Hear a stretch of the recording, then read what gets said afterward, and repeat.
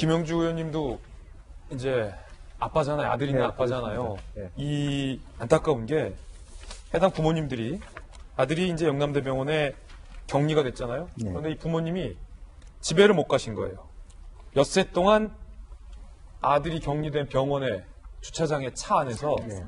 엿새 동안 차 안에서 이 엄마 아빠가 계속 아들을 기다렸던 거예요. 아들이 완치돼서 저 병원 문을 열고 나오기를. 왜냐하면 격리가 되니까 연락을 할 수가 없잖아요. 네. 왜냐하면 격리돼서 아들이 들어갔던 마지막 말이 엄마나 아파. 네. 그 말을 들은 이 엄마가 집에 갈 수가 없었던 거예요. 아, 그 심정이 네. 너무 안타깝네요. 차라리 지금 엄마, 아버지 입장에서는 아들하고 같이 그 안에 있었으면 좋았을 거 그런 생각을 했을 겁니다. 부모 네. 심정이죠. 과거에 우리 그런 사례가 있지 않습니까? 그때는 뭐 애가 더 어렸으니까 할머니랑 같이 있는 경우 있지만 지금 아들을 잃어버린 저 엄마 심정은 똑같이 아파서 똑같이 저렇게 말하자면 확진자가 되는 안이 있더라도 아들하고 함께 있었으면 더 좋았을 그럼요. 그런 생각이고 더군다나 지금 병원에 영남대 병원에 간 첫날 밤에 전화가 온 걸 못 받았다는 건 두고두고 가슴에 한인 한인 거죠. 겁니다.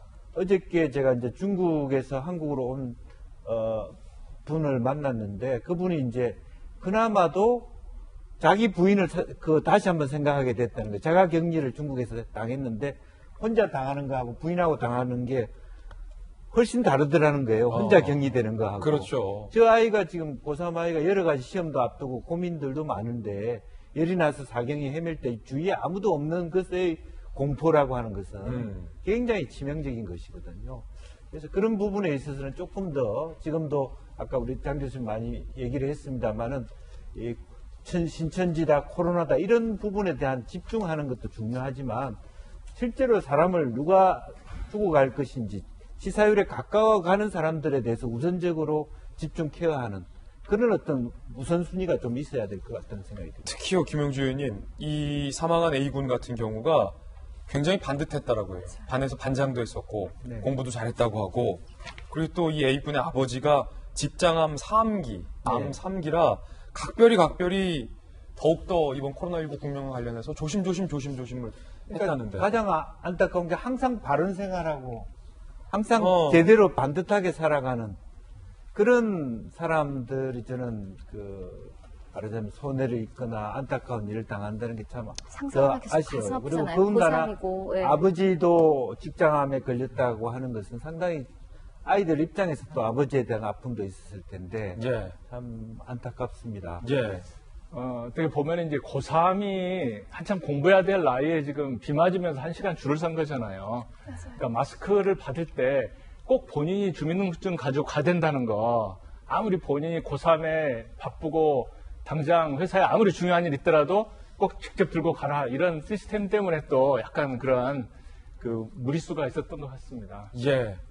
이 학생이 마지막으로 남긴 말이 엄마는 아프다 이렇게 엄마는 얘기했다고 돼 있는데 격리되면서. 그러니까 외국에 이제 뭐 의사가 해외여행 중에 코로나19에 확진이 돼가지고 치료를 받으면서 병상일기를 썼다라는 게 지금 얘기가 전해지고 있거든요. 예. 거기서 그분은 의사기 때문에 치료를 받는 거에 대해서 굉장히 익숙하고 지식이 해박하잖아요. 그래서 병상일을 쭉 쓰는데 거기서 하나 나오는 말이 아픈데 어느 정도 아픈지를 표현을 했는데 타이슨하고 한 3차례 경기를 뛰고 난 느낌이다. 그러니까 굉장히 아프다. 굉장히 아프다. 물론 이런 임상 증상은 개인적인 차이가 다 있습니다만 예. 어쨌든 이 학생이 마지막 남겼을 때 아프다라고 했을 때 아픈 정도가 참 굉장히 심각했구나라는 생각 때문에 좀 마음이 아프고 그리고 서민 교수님 아까 진단 말씀하셨는데 지금 우리나라에서 현재 사용하고 있는 진단키트의 이제 종류에 따라 약간 다른데요. 신뢰도가, 그러니까 정확도가 95에서 98%로 알려져 있거든요. 그러니까 그 얘기는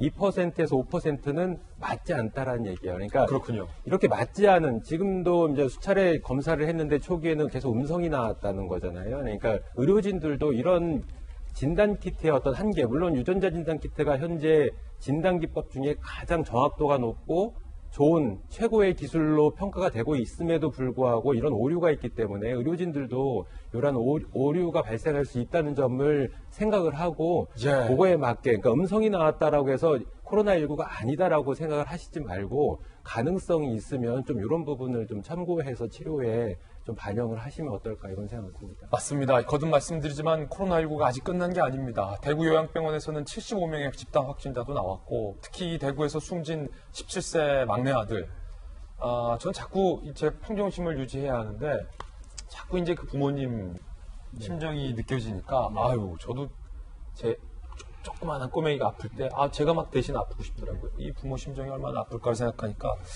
목이 메입니다. 사망한 A분에게 다시 한번 그 유가족과 애도를 표명하면서 질병관리본부의 이 정확한 검사 결과가 나오면 저희가 정확하게 뉴스 속보로 전해드리고 또 해당 병원의 반론이 있으면 저희도 입장이 나오면 다시 충실히 보도를 해드리겠습니다.